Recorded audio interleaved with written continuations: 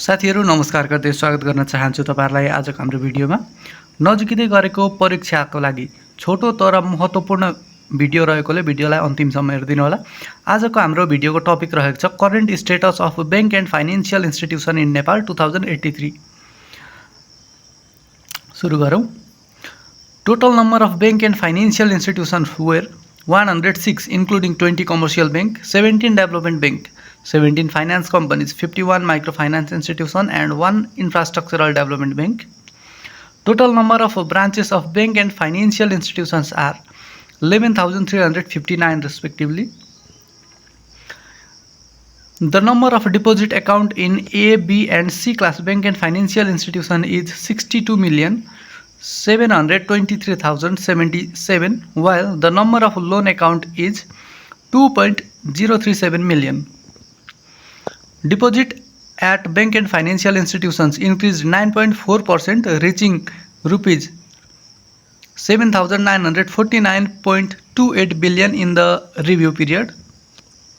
The share of institutional deposit in the total deposit of bank and financial institution stood at 33.7% in mid-July 2026. Remittance inflow is rupees 1917 billion. Total deposit collection of bank and financial institution is 130.67% of the GDP. Home loan is 63.5% out of total loan disbursed. Total NPL non-performing loan is 5.60% for A, B and C class bank and financial institution. यो A, B र C को aggregate हो। त्यसै गरी 10 नम्बरमा रहेको छ total number of ATM has reached 5,143.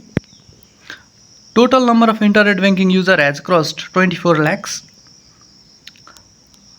Mobile banking customer are significantly increasing and has crossed 3 crore.